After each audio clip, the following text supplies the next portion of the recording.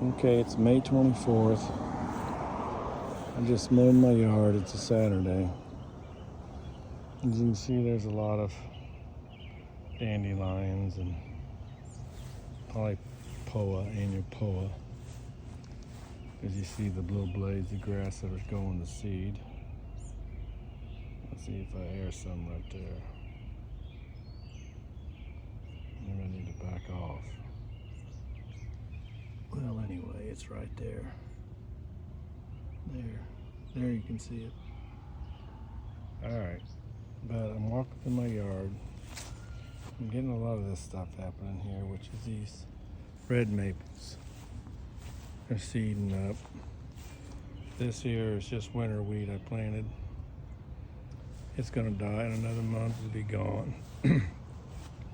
But I planted the winter wheat just because it got a different root system. You get it to get down into the soil a little bit better because there's compaction. And there's weeds, what are called weeds. They're dandelions mainly. And I forget, oxella or something's what this stuff here is called. Oxella, right in there. But anyway, on my yard, I haven't used any fertilizers, pesticides, or herbicides for 5 years. This is the 5th year of doing nothing but mowing it, and I put the chicken feed on it, which you just go buy 17% chicken feed, non-medicated, and just broadcast it out. That's to help grow the fungus and bacteria, microbes in the soil.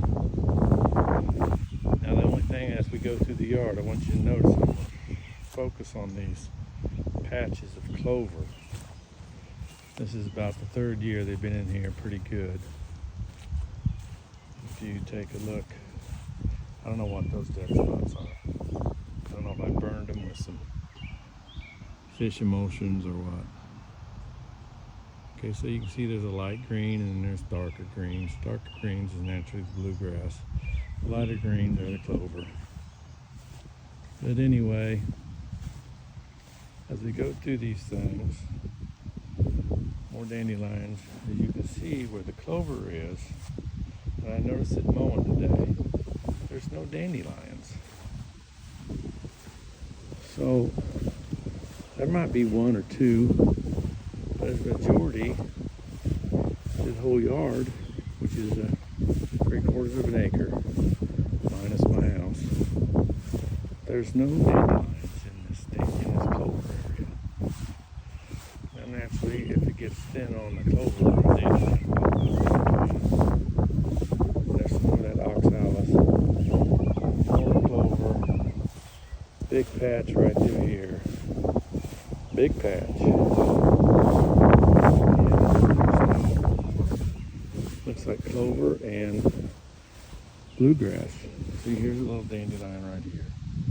It's right in between the dark clover patches there. But anyway, then I got a couple of these things in the yard. These are they're taproot plants. They go down, pull the minerals up. That's what the dandelions are doing. They're pulling up calcium and stuff like that, and then they're stored in their leaves and they die, so they recycle some of the nutrients in the yard. So, you know, if you can forgo the image of the perfect yard, and I'll show you an image of my yard 5 years ago. This backyard image right here. There was absolutely nothing in it but bluegrass. Basically 3 inches. Beautiful. Now right here is at the end of my property. And then you can see there's a complex. But anyway, this ground was packed in here. It's nothing but clay. And it, of course, with the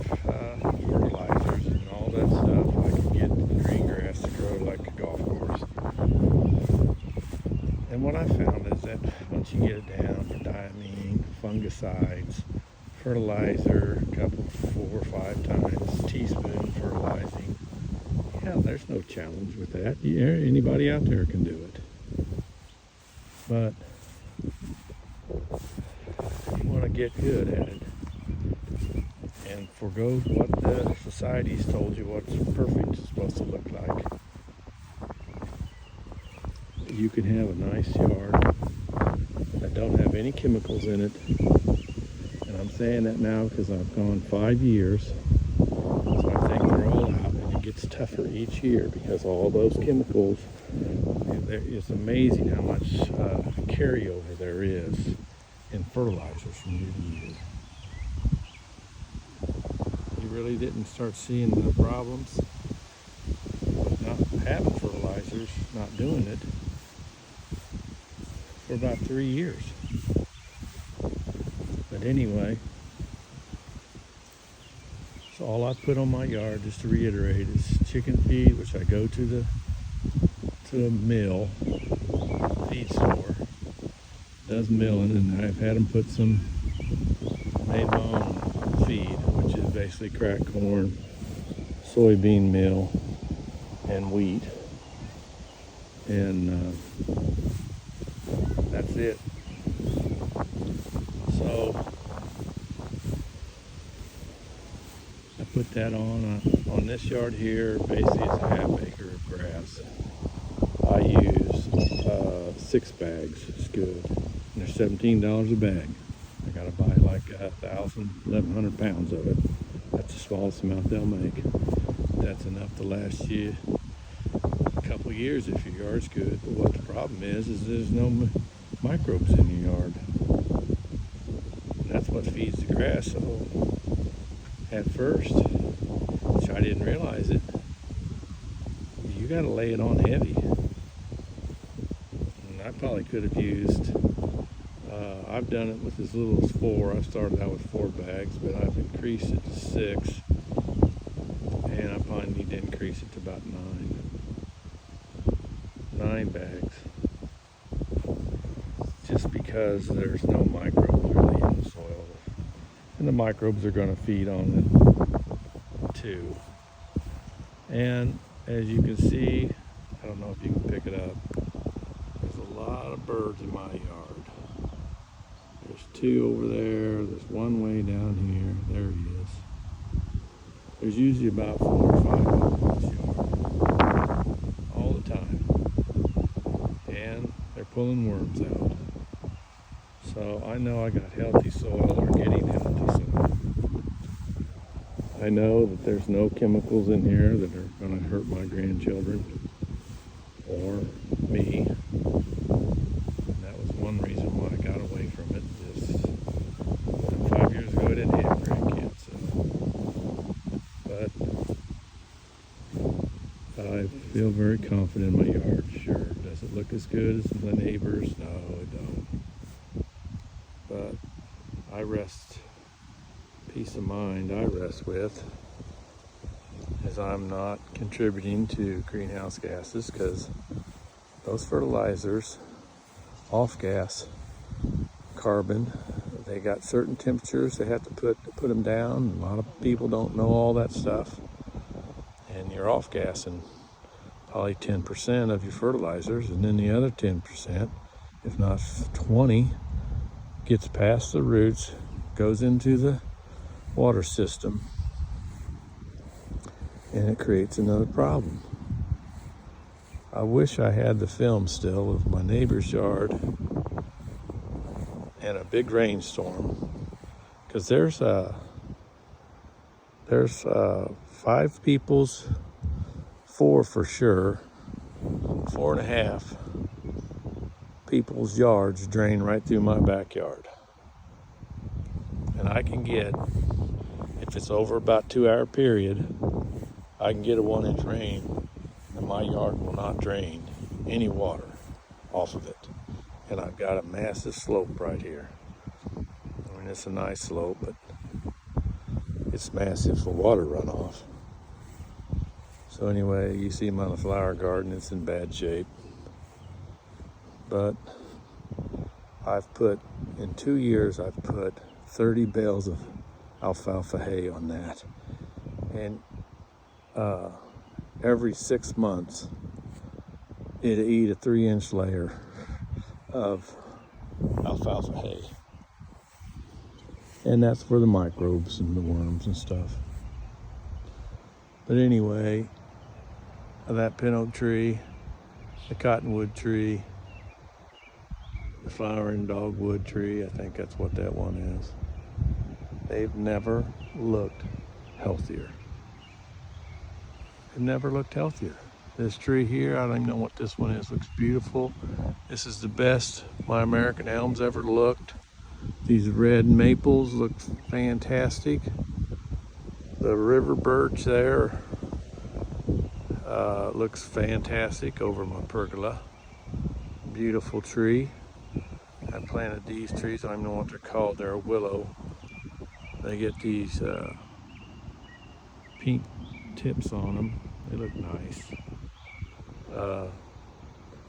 They turned all solid green last year because there wasn't, you got to have a pH of basically 6.5, and that's what you got to have in your yard for you to have any hydrogen. And you need hydrogen to, grow things, to make CO2. And you need sugar, so I put sugar on my yard, and I put about 30, 40 pounds an acre. So in reality, that'd be about 10 pounds or 15 pounds here. And it looks okay, but you gotta have patience. As you can see, my yard is a little bit darker than the neighbors, and that's because I use the blackstrap molasses non-sulfur, and it has a ferric iron in it. So you're giving your yard a little shot of iron. Now the real test really is all this, is how I'm gonna make it through the summer months at July, August time frame. And hopefully that clover pays off. And what I'm talking about is keeping it green, keeping the water bill down. And that's another thing. You want to spend some money, you just try and water your yard and make it green in the summertime in Kansas. It's not easy.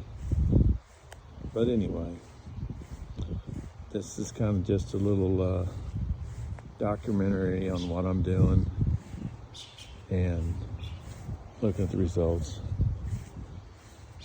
But anyway, I use fish emulsions, sugar, which is blackstrap molasses. I go to the store, also and buy table sugar, and I buy fish emulsions. I didn't say that already twice. But anyway, everything looks good. Oh, one thing I almost forgot. Look at these. Look at these hostas. Now you see a little bit of mulching on those things. What that is when you spray that sugar on top of these plants, they will not. Bugs can't eat them. I want to show you. See, they're going to bite a little hole out of it, and they're going to move on. Because it's they can't, certain bugs, it's called bricks. And if your plant bricks is 15 bricks, an insect can't eat it. Now, each insect has a certain tolerance. So aphids, they're the lowest on the bricks level. So you got aphids, and then you got suckers, because there's a lot of different type of insects that suck on these plants. And that is,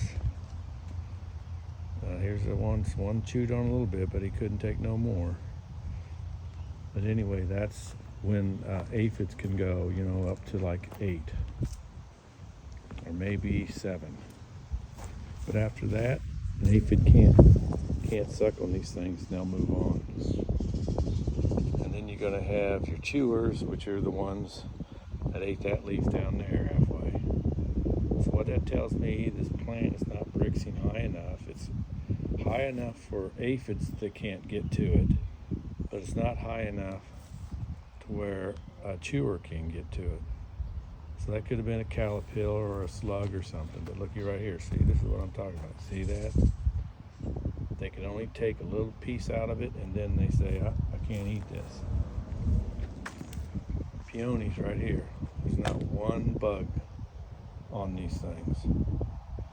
Granted, they went past their time frame, but they're looking nice and everything.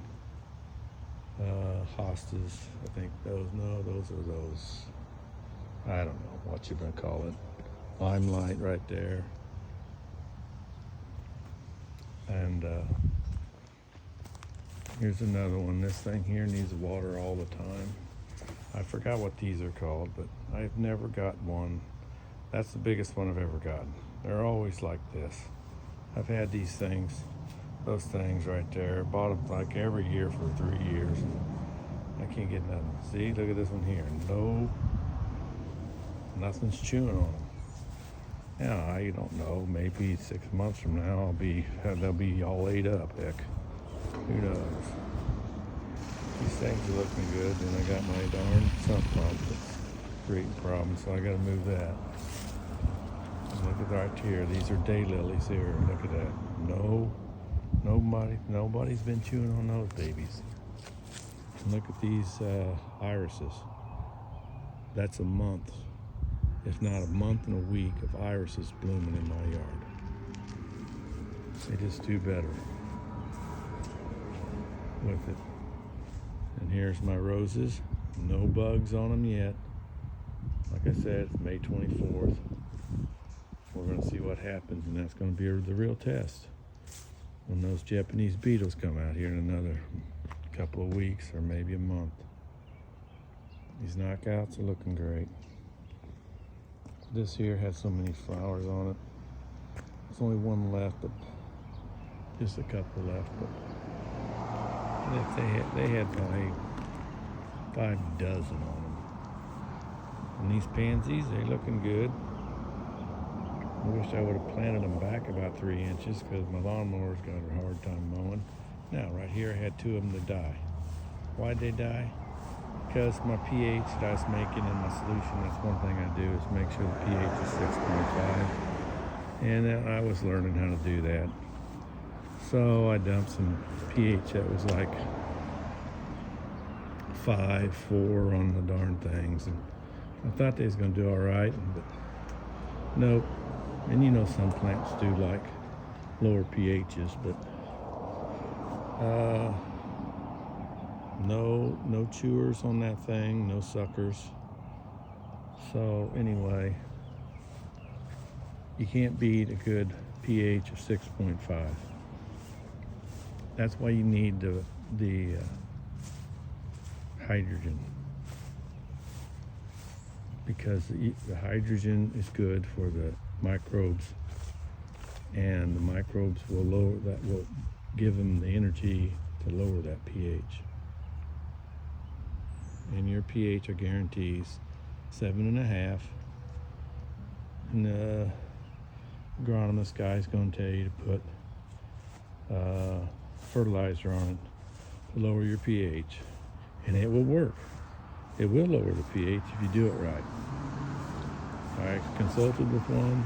Bam, he told me what to do, and I did it. Did the test. pH went right down. Did exactly what he said it would. Problem is, it killed all the microbes in the thing, so it couldn't fix the problem. It just temporarily put a Band-Aid on it. But anyway, so I was going to show you this maple tree that I bought. But anyway, I bought this last year. It's the first year it's bloomed, and it's still shooting out new shoots. Now, I've hit it pretty good. I think something chewed on it right here, but he went on. Like I said, you get these trees brixing 15, you're going to be doing good. This tree's been nothing but a fight. I think it's a red maple too. This bark is called a sunburn, but I don't know if a bug gets in there and keeps it up. This is the first year I wrapped it before winter time, then I unwrapped it. But anyway, you can see it's just tore out. But anyway, you can still see good growth up there. Green lush leaves, good growth. It's the best it's ever looked. These things here, I forget what they're called. I should know what they are. But anyway, everybody have them. But they look beautiful. I've never had them this big. It's the biggest they've ever been. So anyway, there's a bubble gum. So anyway, maybe another couple weeks they'll shoot up. Maybe I'll come out here and shoot them and walk through the yard again. But no fertilizers. So there's no, I'm actually capturing carbon and putting it in the soil. And I'll show you. I know it's went longer than I can believe here. But anyway, that's my yard tour. Anyway, let me go show you something. I planted those bushes up there last week. I don't even know what they're called, but they look cool. Here, let me put this. They look cool. All right. But anyway, here we go. I dug up some of the yard. Where they were at. So what I noticed, but you might not be able to pick it up.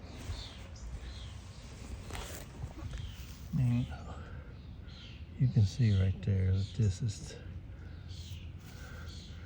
is clay. But what I'm trying to get at is there's some streaks or something here. You break it loose a little bit, you can see which you want the black. The black means carbon's being sequestered and put in the soil by these roots. And you gotta have 24-1 for this thing starts taking off. As you can see, all these yards in these cities that are building houses, all they do is shoot back the backfill with the clay. So there's no carbon getting put in that soil because you're killing the microbes because you're putting fertilizers down. So all it is a vicious circle. But anyway, that's everything in the yard. Thank you. I don't know, I don't have no sign-off thing.